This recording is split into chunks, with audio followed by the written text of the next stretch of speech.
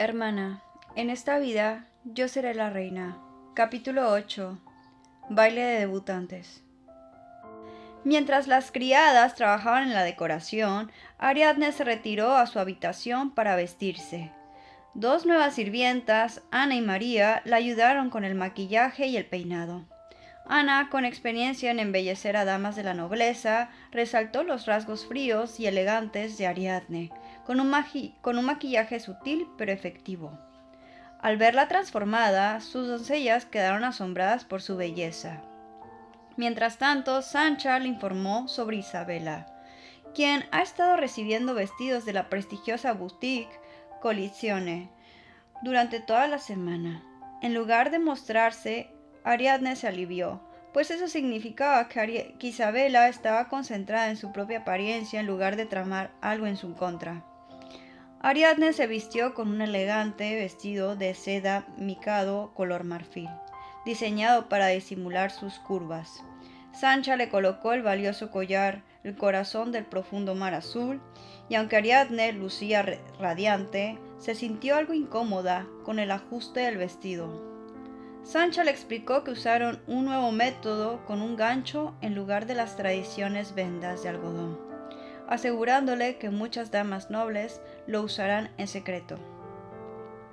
Justo cuando terminaban los preparativos, una criada avisó que los invitados estaban llegando. Ariadne se miró al espejo y ajustó su vestido, y con determinación se dirigió a hacer su gran entrada en el baile. El baile de Ariadne deslumbraba a los invitados con su impresionante decoración, que recordaba un bosque encantado. La música envolvente creó un ambiente mágico. El príncipe Alfonso, a pesar de ser el invitado de honor, llegó antes de tiempo y quedó impactado al ver a Ariadne, comparándola con la reina Ginebra. Su elogio la sonrojó, aunque generalmente ignoraba sus halagos. El momento fue interrumpido por Zanobi, quien esperaba ser su acompañante. Al notar la presencia de Alfonso, se mostró hostil e inseguro. Intentó menospreciarlo y recriminó a Ariadne por llevar tacones, exigiéndole que se los quite. Cuando ella no cedió, Zanobi intentó intimidarla acercándose demasiado. Pero Alfonso intervino con firmeza y declaró que Ariadne será escoltada por él. Esto enfureció a Zanobi, quien no reconoció al príncipe y, sintiéndose amenazado, intentó golpearlo. Sin embargo, Alfonso reaccionó con velocidad y apuntó su espada a la garganta de Zanobi, dominándolo con facilidad. Zanobi protestó alegando que es injusto usar un arma sin un desafío previo al duelo, pero Ariadne le reveló la identidad de Alfonso, dejándolo aterrado, pues un duelo entre un noble menor y un príncipe sería imposible. Desesperado, Zanobi se inclinó torpemente para disculparse, pero Alfonso le exigió que se disculpe también con Ariadne. A regañadientes, Zanobi murmuró una disculpa insincera, culpándola a Ariadne por su altura. Ella lo recogió con paciencia, haciéndole reflexionar sobre su actitud y exigiéndole una disculpa apropiada. Incapaz de responder, Zanobi quedó paralizado hasta que Alfonso lo despidió fríamente, dándole por terminada la lección. Tras ser expulsado de la sala, Zanobi abandonó el lugar apresuradamente, mientras Alfonso siguió molesto. Ariadne, aliviada por su ausencia, se burló de la seriedad del príncipe, preguntándole por qué él seguía enfadado cuando debería ser ella quien lo estuviera. Alfonso le explicó su preocupación, asegurándole que no debería permitir ser tratada de esa manera, pues ella merecía respeto. El príncipe, con un gesto protector, recogió con suavidad el cabello de Ariadne detrás de su oreja. Sorprendida por su atención al detalle, ella decidió bromear despeinando a Alfonso, quien intentó devolvérselo, pero Ariadne se anticipó y esquivó su intento. Un criado interrumpió para informarles que ha llegado la hora de su presentación. Ambos se apresuraron a arreglarse antes de hacer su entrada en el baile. El cardenal introdujo a Ariadne sin saber que su acompañante era el príncipe Alfonso. Cuando ambos ingresaron al salón vestidos de blanco, los invitados quedaron asombrados. Muchos comenzaron a murmurar sobre la relación entre Ariadne y la realeza. generando especulaciones. Entre la multitud, Isabela se sorprendió y se llenó de furia al descubrir que su hermana ha logrado captar la atención del príncipe. Lady Camelia, con tono malicioso, insinuó que Ariadne podía arrebatarle el título de la joven más aclamada de San Carlo, lo que enfureció aún más a Isabela. Mientras la ceremonia siguió su curso, un funcionario de la corte real interrumpió en la sala con un mensaje del rey.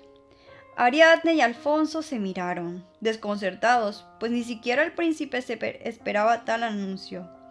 Todos los invitados se inclinaron ante la delegación, mientras el enviado, el apuesto conde Césare, hizo su entrada en el salón, elevando la atención y el misterio sobre el contenido del mensaje real.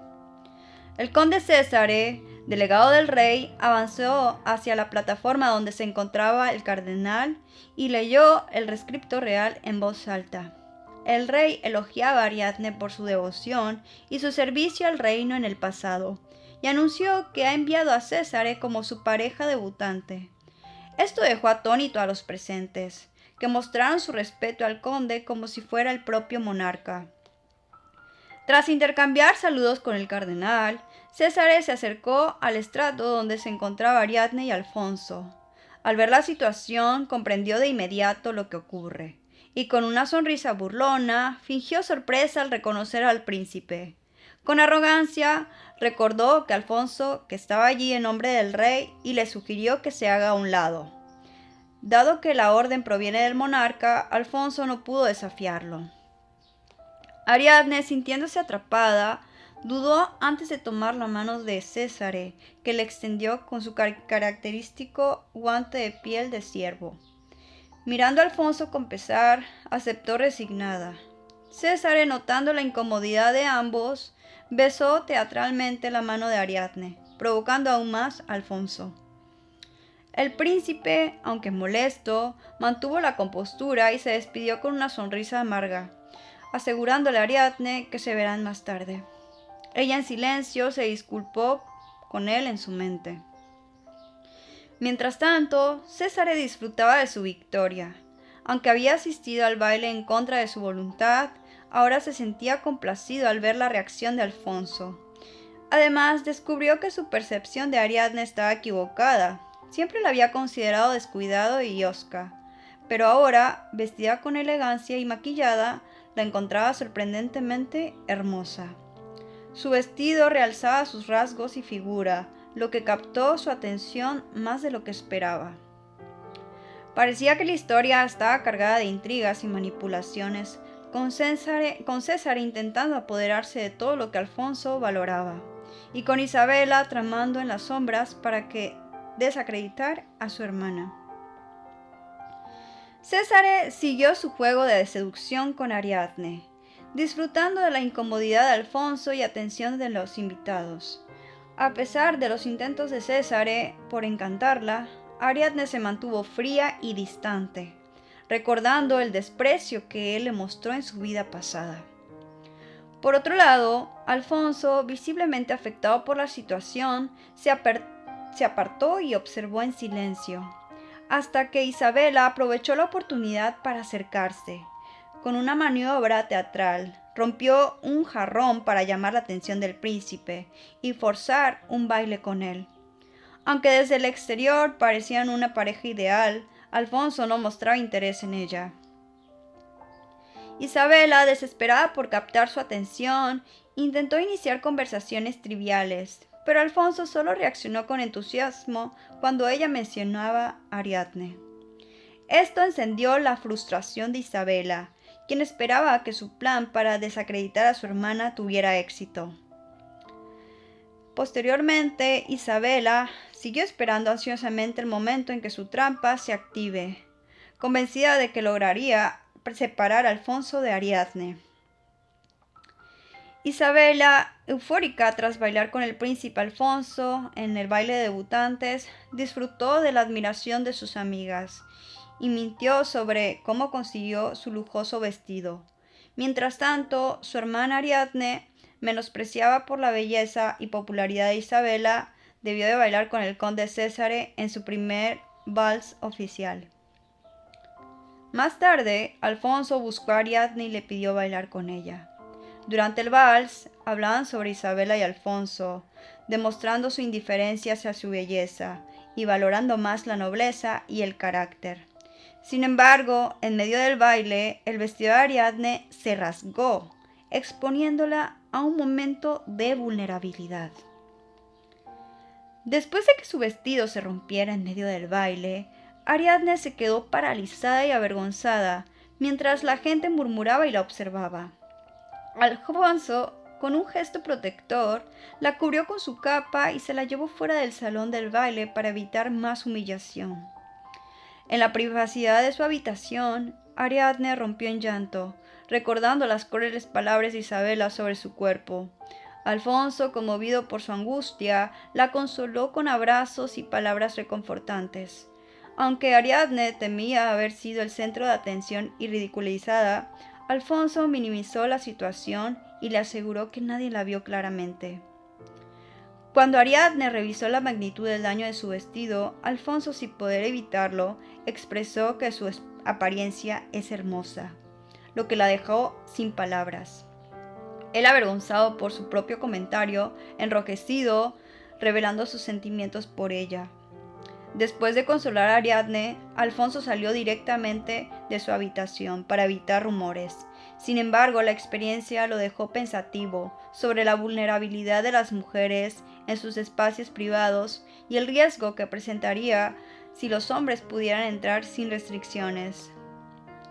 Mientras tanto, Isabela, la hermana de Ariadne, que se regodeaba por su éxito parcial, aunque su plan original era exponer falsamente el uso de relleno del vestido de Ariadne, la revelación real de su figura le dio una nueva oportunidad para calumniarla, insinuando ante un grupo de damas nobles que Ariadne pudo haber rasgado su vestido a propósito para atraer miradas. Las jóvenes nobles, muchas de ellas amigas de Isabela, comenzaron a difundir la versión de que Ariadne buscaba la atención. Entre burlas y envidia, degradaban su reputación, comparándola con otras damas de la nobleza. Pero la conversación fue interrumpida bruscamente cuando Alfonso, furioso, las enfrentó. Les recriminaba su crueldad e insensibilidad, defendiendo a Ariadne y exigiendo pruebas de sus acusaciones. Sin embargo, las damas, sorprendidas pero desafiantes, se burlaron de él y sugirieron que ha sido seducido por Ariadne. Su hostilidad desconcertó a Alfonso, quien por primera vez expresó el rechazo y la agresividad de las mujeres de la nobleza.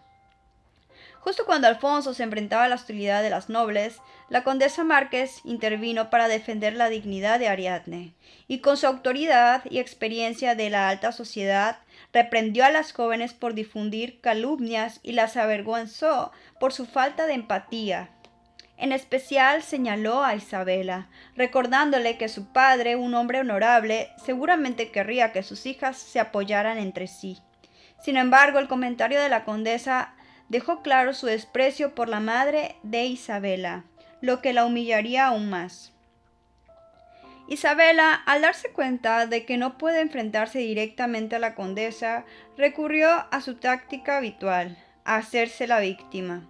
Con lágrimas en los ojos, fingió ser una niña inocente que sufría de un ataque injusto. Su actuación confundió a los presentes, quienes comenzaron a cuestionar la situación y la supuesta severidad de la condesa. En medio del alboroto, Ariadne hizo su entrada con un segundo vestido de debutante. Su atuendo, de diseño elegante y recatado, logró recuperar su imagen tras el incidente previo. La atención de todos se enfocó en ella, resaltando la diferencia entre su presencia refinada y la apariencia sobrecargada de Isabela. Mientras Ariadne e Isabela se enfrentaron visualmente, la diferencia entre ambas se volvió más evidente. Ariadne brillaba con gracia natural, mientras que Isabela, con su exceso de maquillaje y atuendo llamativo, perdió el encanto de su imagen habitual. Ariadne logró darle la vuelta a la situación y exponer a Isabela con una actuación impecable. Mientras que Isabela intentaba manipular a la multitud, fingiendo ser cercana a su hermana, Ariadne utilizó su propia estrategia en su contra. En lugar de enfrentarse directamente, Ariadne actuó como una víctima aterrorizada, sorprendiendo a todos con su vulnerabilidad. Con una voz temblorosa, acusó a Isabela de hablar sobre su cuerpo y de exponerla a las miradas incómodas. Su actuación fue tan convincente que la gente empezó a compadecerla y ver a Isabela como una hermana cruel e insensible. Los murmuros del público cambiaron rápidamente de dirección.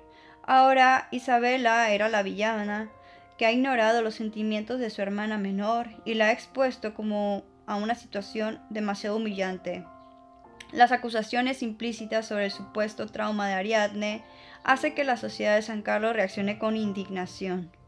El enfrentamiento entre las hermanas, que en un principio parecía inclinarse a favor de Isabela, terminó con una balanza completamente a favor de Ariadne.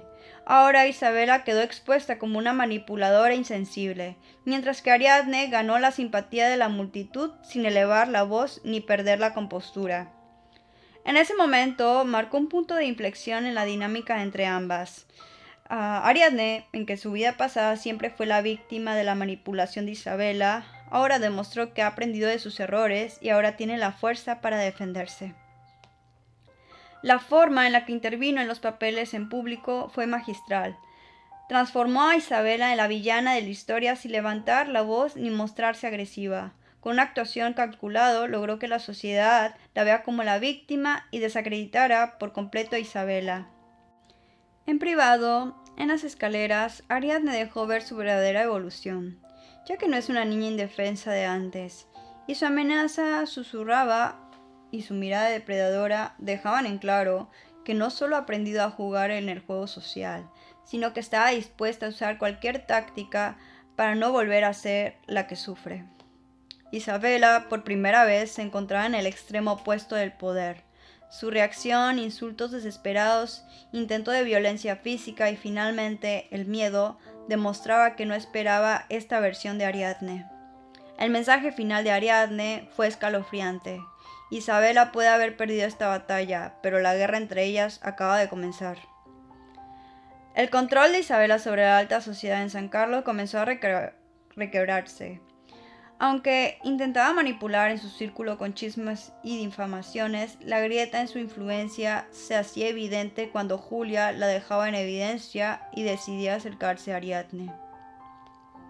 En el tocador, Isabela, furiosa por su derrota, no pudo permitirse reconocer su fracaso, por lo que convirtió su frustración en veneno y lo virtió sobre Ariadne. Sin embargo, incluso en su grupo hay quienes empezaron a cuestionarla, y la forma en la que Julia la traicionó es un golpe devastador. Isabela, que siempre se ha sentido segura de su posición social, por primera vez experimentó lo que es perder el control.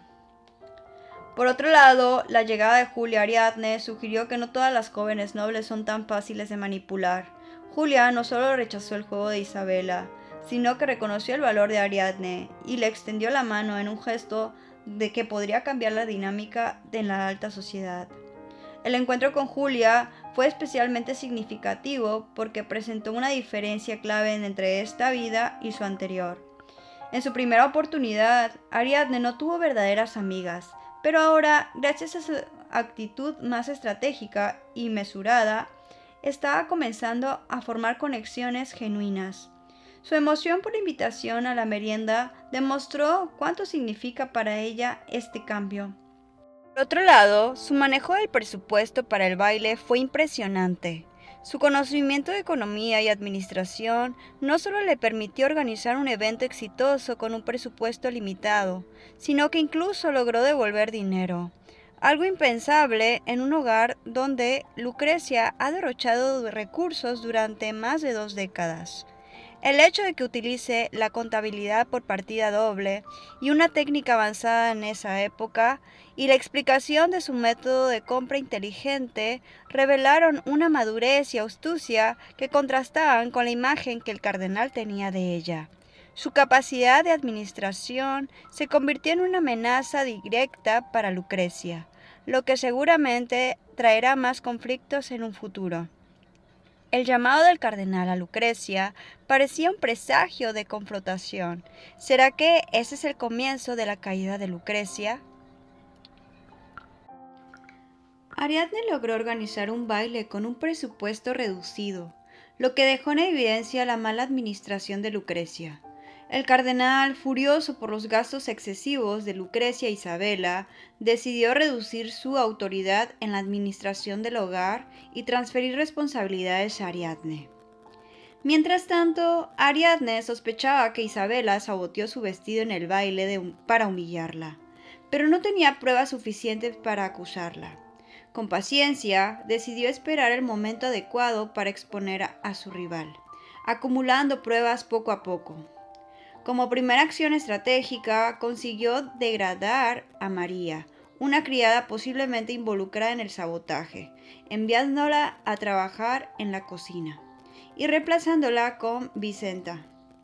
Además, con su inteligencia financiera, empezó a desviar discretamente fondos para crear un fondo de emergencia, engañando incluso al cardenal. Durante la cena familiar, el cardenal reprendió a sus hijas por sus conflictos, ordenándoles mantener la apariencia de unidad en público. Aunque inicialmente parecía que su reprimenda se dirigió más a Ariadne, por primera vez regañó también a Isabela, quien, incapaz de aceptar la culpa, se derrumbó en llanto y trató de justificarse. Sin embargo, su inmadurez y manipulación emocional empezaban a perder efecto sobre su padre. Ariadne, aunque consciente de la injusticia, se mantuvo paciente y fingió sumisión, esperando el momento adecuado para acabar con Isabela definitivamente. La cena en la casa del cardenal se convirtió en un desastre cuando Arabella accidentalmente dejó caer un plato de estofado de tomate, manchando el mantel y su vestido. El cardenal, ya molesto por la tensión familiar, descargó su frustración en ella, regañándola con dureza antes de abandonar la mesa sin haber comido casi nada. Lucrecia, en lugar de consolar a su hija, la culpó por la reacción del cardenal y se retiró, junto con Isabela, quien seguía llorando. Arabella quedó humillada y desanimada, pero Ariadne la consoló, asegurándole que no es culpa suya. Le limpió el vestido y ordenó a los sirvientes que traigan el siguiente plato, mostrando su capacidad para mantener la compostura en momentos difíciles. Aunque animó a Arabella a comer, ella misma apenas tocó su comida, reflejando el estrés y la presión que enfrentaba. Mientras tanto, Isabela se refugió en la habitación de su madre y le contó entre lágrimas que Ariadne la amenazó con degollarla. Lucrecia, indignada al principio, dudaba cuando escuchó el relato, ya que nunca ha oído a Ariadne decir palabras vulgares. Isabela se sintió traicionada por la incredulidad de su madre, acostumbrada a que todos le crean sin cuestionarla. Furiosa, gritó que odiaba a todos y juró vengarse de Ariadne, revelando su inmadurez emocional y su desesperación por seguir siendo el centro de atención. Por otro lado, Alfonso regresó al palacio y fue llamado por su madre, la reina Margaret. Sabía que ella estaba al tanto de su asistencia al baile debutante de Ariadne y temía su reacción. Cuando se encontraron, ella le entregó un informe sobre la Ariesa de Valois, su futura prometida, recordándole la importancia de su matrimonio con una noble extranjera para la estabilidad del reino.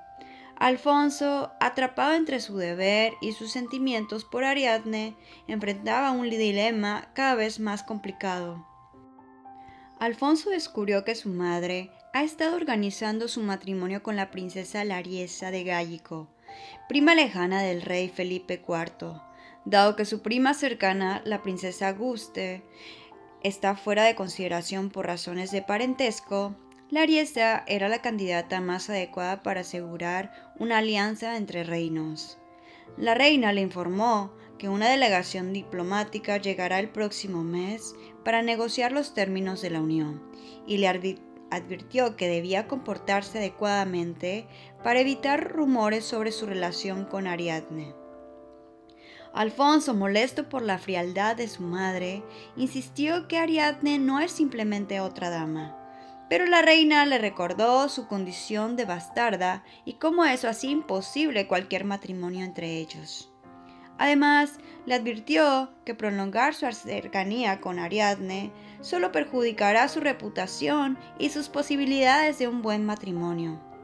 Como advertencia final, le ordenó que deje de escoltarla y escribirle cartas, subrayando que, como heredero del trono, su deber está por encima de sus sentimientos.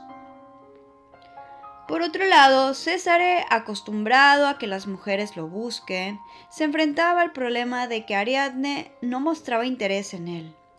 En búsqueda de consejos, le preguntó a su amigo Otavio cómo conquistar a una mujer que no lo desea. Otavio, sorprendido por la inseguridad de César, le recomendó empezar con lo básico, flores y un regalo. César, aunque engreído, tomó nota del consejo. Después de unos días, César envió un lujoso ramo de 100 rosas rojas junto con un vestido de la boutique Collezione a la mansión del cardenal, destinados para Ariadne. Sin embargo, Isabela, acostumbrada a recibir obsequios, asumió erróneamente que son para ella.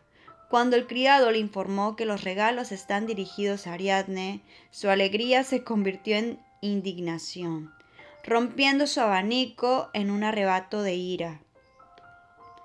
Ariadne, al recibir el presente, recordó con amargura que en su vida pasada César solo le había regalado lirios de mayo silvestres, flores modestas y fáciles de obtener, lo que simbolizaba lo poco que la valoraba. Ahora, en esta nueva oportunidad, César le enviaba un costoso ramo de rosas y un vestido de exquisita confección, diseñado con varias capas de tela para evitar accidentes embarazosos. A pesar del lujo del obsequio, Ariadne no se dejó impresionar y decidió devolverlo. Al enterarse de su decisión, el sirviente intentó persuadirla para que no devuelva las flores, temeroso de la reacción de César, conocido por su temperamento difícil. Compadeciéndose del criado, Ariadne permitió que las flores se queden en la mansión, siempre y cuando no las vea, pero insistió en devolver el vestido. Después, Ariadne se preparó para un evento social importante, la merienda organizada por Julia de Baltasar. Nerviosa por la ocasión, se secó las manos sudorosas antes de descender del carruaje. Al llegar a la mansión Baltasar, fue dirigida con cortesía y con una sonrisa elegante. Se dispuso a enfrentar la reunión con determinación. La merienda en la mansión Baltasar era un evento exclusivo al que solo asistían algunas damas selectas. Ariadne, como única lady de mare invitada, se presentó elegantemente con un vestido verde claro y un sombrero de malla adornado con cuentas de topacio, preocupada por no parecer desaliñada ante la sociedad.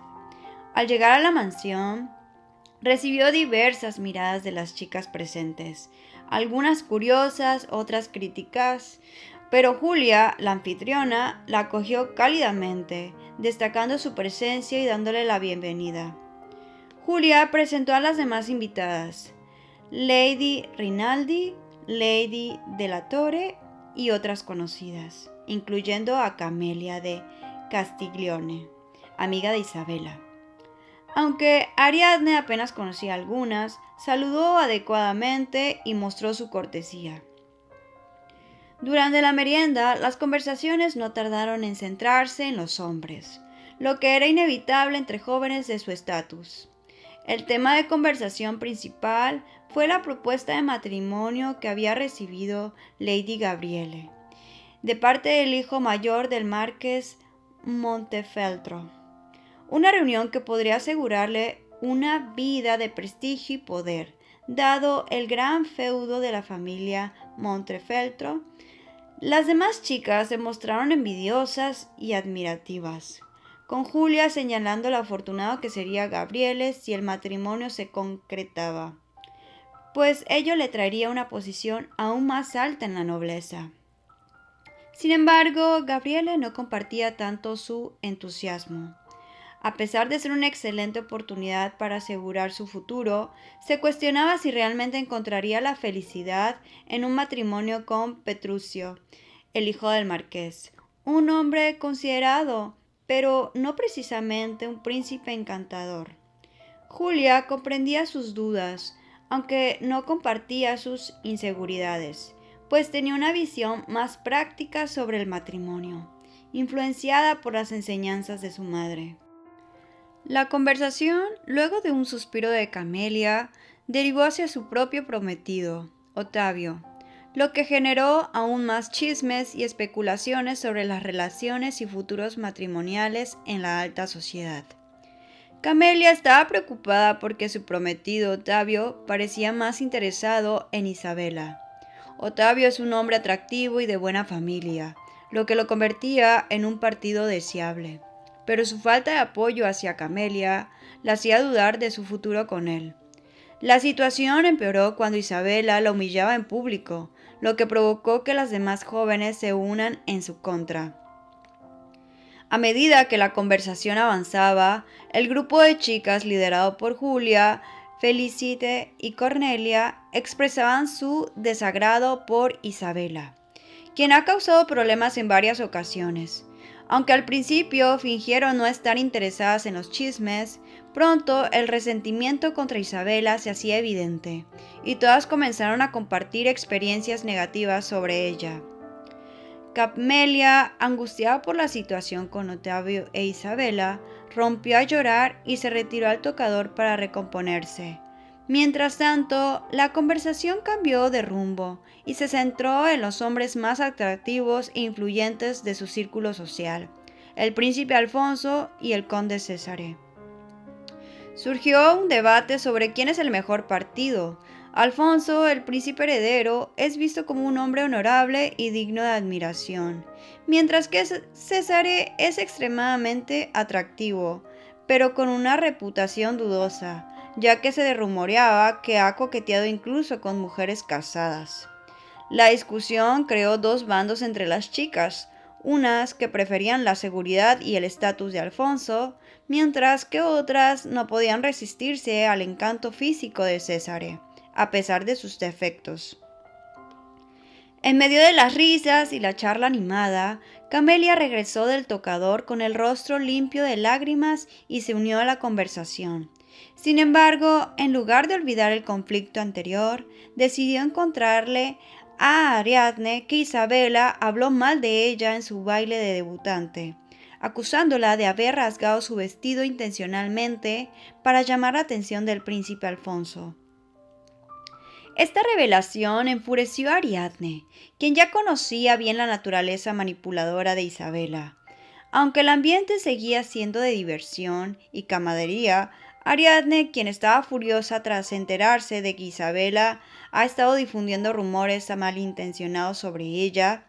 Sin embargo, Ariadne también se molestó con Camelia, ya que revelar los chismes de los demás es casi tan grave como iniciarlos. Aprovechando la situación, Ariadne confrontó a Camelia, insinuando que Isabela la ha acusado de haber sido la primera en difundir los rumores. Camelia, indignada y sintiéndose traicionada, reaccionó con sorpresa y rabia. Pronto la conversación se intensificó cuando las demás jóvenes nobles comenzaron a discutir sobre la veracidad de las acusaciones. Al final, todas concluyeron que Isabela es la verdadera responsable de los rumores. En otro lugar, Isabela, ajena a lo que se decía de ella en la fiesta, se encontraba con Arabella en el salón de la casa. Arabella admiraba las rosas rojas, lo que irritaba aún más a Isabela, quien ya estaba de mal humor tras enterarse de que todas las jóvenes nobles, excepto ella, fueron invitadas a la fiesta de Julia. Isabela estaba frustrada con su situación. Recientemente había comprado una crema para aumentar el tamaño de sus pechos, pero en lugar de ayudarla, solo le había hecho crecer el vello corporal. Esto la llenaba de enojo y desesperación. En medio de su frustración, Isabela se encontró con su primo Zanobi. Aunque Zanobi no era muy sofisticado, su actitud aduladora le resultaba reconfortante a Isabela, quien empezó a desahogarse con él. exagerando sus quejas y presentándose como una víctima de una conspiración en su contra. Zanobi, completamente fascinado por Isabela, le prometió apoyo incondicional y se mostró dispuesto a ayudarla a tomar represalias contra Ariadne. En su mente esperaba que ganarse el favor de Isabela le dé una oportunidad con ella. La Copa del Rey es una competición de caza que se celebra cada otoño en el bosque de Orte, el coto de caza del Palacio Real en San Carlo. Durante el evento, los jóvenes nobles, armados con arcos y acompañados de perros, compiten por capturar la mejor presa, mientras las damas de la nobleza observan desde una gran tienda montada en la entrada del bosque. Al final del día, el ganador es premiado con monedas de oro otorgadas por el rey y una corona de laurel colocada por la reina Margaret. Como parte de la tradición, las damas entregan pañuelos a los cazadores, no como una muestra de amor, sino como un reconocimiento al vencedor. Arabella visitaba con frecuencia a Ariadne, fascinada por las historias de la alta sociedad y los romances cortesanos. Soñaba con crecer y asistir a la competición, esperando encontrar a su propio príncipe azul. Ariadne, aunque se reía de sus palabras, en su interior se prometió a sí misma que se asegurará de que la pequeña cumpla con su sueño. Por otro lado, la competición no solo atraía a la nobleza, sino también a los hombres de clases más bajas con ambiciones de ascender socialmente. Este fue el caso de Zanobi, quien, a pesar de no ser atractivo, fue impulsado por su tía para participar en la caza con la esperanza de que logre casarse con una dama adecuada y establecerse en la capital. Mientras tanto, Césare, a pesar de haber sido rechazado por Ariadne en varias ocasiones, continuaba enviándole regalos como rosas rojas y una lujosa montura de caballo. Sin embargo, ella rechazaba todo con firmeza, mostrándose harta de sus atenciones. Su interés estaba en el príncipe Alfonso, de quien solía recibir cartas adornadas con oro, pero tras el baile de debutantes no ha vuelto a tener noticias de él, lo que la llenaba de dudas e inseguridad. El día de la competición, la nobleza se reunió en la gran carpa para presenciar el evento y hacer apuestas sobre el posible ganador. Aunque el príncipe Alfonso es reconocido por su talento en esgrima, justas y caza, su madre, la reina Margaret, le ha prohibido participar en eventos peligrosos hasta ahora. Sin embargo, debido a la llegada de la delegación diplomática del reino gállico, su agenda estaba llena y no podría competir este año. Con su ausencia, César se sentía confiado en que ganará, presumiendo de sus habilidades en arquería y equitación, aunque su rival Otavio lo desafió con comentarios burlones. La competición comenzó en un día despejado y soleado, con cada participante listo para demostrar su destreza en la caza. Césare, decidido a destacar, se adentró en el bosque con la esperanza de cazar al legendario ciervo dorado. Por otro lado, Ariadne llegó a la casa acompañada de Lucrecia, Isabela y Zanobi, destacando entre las damas con su atuendo ecuestre. La presencia del príncipe Alfonso en la carpa real, junto a su familia y la delegación diplomática gállica, añadió una capa de tensión. Ariadne se desilusionó cuando él evitó su mirada, consciente de que su relación nunca fue más que una amistad unilateral. Sin embargo, Alfonso también se encontraba atrapado en circunstancias fuera de su control. La presión de los enviados gállicos, que insistían en hablar únicamente en su idioma como una demostración de poder, complicaba las negociaciones con el rey León III. Mientras la reina Margaret, originaria de Gállico, se desenvolvía con facilidad, el resto de la corte percibía la situación como una afrenta sobre la soberanía etrusca. El duque Mireyu dejó en claro el mensaje. La lengua es un símbolo de poder y Gállico no está dispuesto a inclinarse ante Etrusco. En este escenario, la caza dejó de ser solo una competición y se convirtió en una representación del juego de poder entre naciones y los intereses personales de cada personaje. Mientras tanto, Ariadne, deambulando sin interés en la casa, se encontró con Zanobi, quien la confrontó con agresividad. Él, actuando bajo la influencia de Isabela, la acusó de haberla amenazado y le insultó. Ariadne, dándose cuenta de que Zanobi intentaba ganarse el favor de Isabela, lo ridiculizó llamándole un fracasado sin futuro. Zanobi, humillado y furioso, perdió el control y la amenazó con violencia. En su desesperación, Zanobi sacó su ballesta y en un intento de asustar a Ariadne, disparó. Aunque la flecha no la alcanzó, hirió a su caballo y se desbocó en pánico y la llevó hacia las profundidades del bosque, alejándola de la zona segura. La situación quedó en un punto crítico, con Ariadne en peligro y Zanobi sorprendido por las consecuencias de su acción. En el bosque, Césare, quien estaba de caza, escuchó el ruido del caballo desbocado y se dio cuenta de que era Ariadne, que estaba luchando por mantenerse en su montura mientras que el caballo corría descontrolado. Césare decidió intervenir, dándole instrucciones a Ariadne sobre cómo controlar mejor al caballo. A pesar de la desesperación de Ariadne, quien estaba al borde de caer, Césare la guió para evitar un desastre mayor. La intervención de Césare evitó que el caballo tropiece y Ariadne se caiga, aunque la situación siguió siendo peligrosa.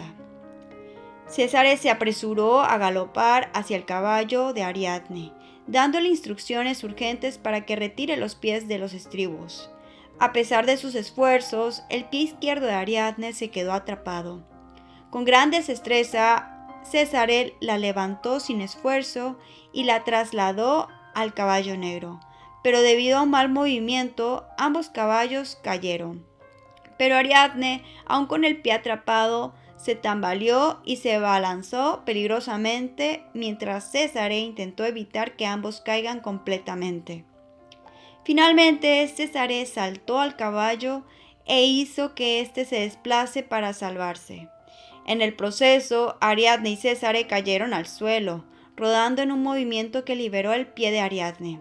Después de la caída, Ariadne se dio cuenta de que Césare no se movía, y en un momento de pánico, temió que éste esté herido. Césare, sin embargo, recuperó el sentido y su característico humor. Bromeó sobre su dolor. Ariadne se preocupó por su estado y al ver que Césare tenía la mano hinchada, decidió quitarse el guante para examinarlo. Ariadne, aunque sin experiencia médica, improvisó un vendaje usando ramas y un chemis para inmovilizar la mano de Césare, ayudando a aliviar su dolor. A pesar de su herida, Césare se levantó y comenzó a evaluar la situación, mirando al caballo de Ariadne, que ha quedado gravemente herido tras caer sobre una piedra. Ambos reconocieron que el animal no tenía esperanza para sobrevivir, y Césare sugirió acabar con su sufrimiento. Ariadne asintió con tristeza, mientras Césare lo hizo. Después, al examinar la flecha de Zanobi, que aún estaba clavada en el caballo, se preguntó cómo ocurrió todo esto. Aunque Ariadne no quiso entrar en detalles, Césare le aseguró que tienen todo el tiempo necesario para hablar. Césare propuso orientarse por el sur usando el sol y el sonido del agua como guías, pero surgió un pequeño conflicto sobre quién debe montar el caballo. Césare, con su característico humor, bromeó diciendo que Ariadne deseaba pasar la noche con él en el bosque, lo que provocó que ella le responda de manera tajante pidiéndole que se calle. Por otro lado, en una carpa donde se llevaba a cabo la reunión diplomática, la atmósfera era muy diferente. Mientras el rey León III y el duque Mireyu disfrutaban del champán, los funcionarios de las naciones se concentraron en una mesa de negociaciones. El conde Márquez, jefe del equipo de trabajo de Etrusco, presionó para obtener información sobre la futura esposa del príncipe Alfonso, argumentando que la gran duquesa Lariesa de Balboa es una candidata adecuada debido a su pedigrí, a pesar de que su posición no es de una monarquía autónoma.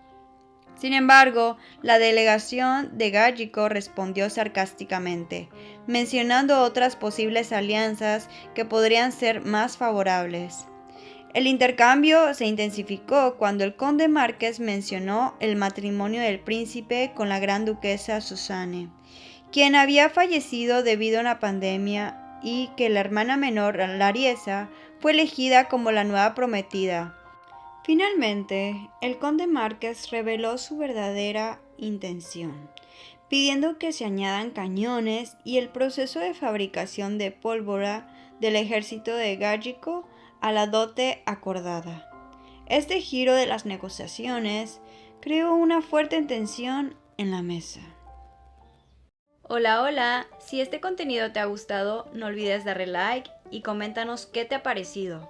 Además, te invitamos a que te suscribas para que no te pierdas nuestras actualizaciones. No me queda más que despedirme y desearte un buen día. Chao, chao.